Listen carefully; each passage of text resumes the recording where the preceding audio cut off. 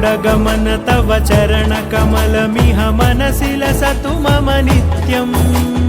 गरुडगमन तव चरणकमलमिह मनसि लसतु मम नित्यम् मनसि लसतु मम नित्यम् मम तापमपाकुरु देवा मम पापमपाकुरु देवा मम तापमपाकुरु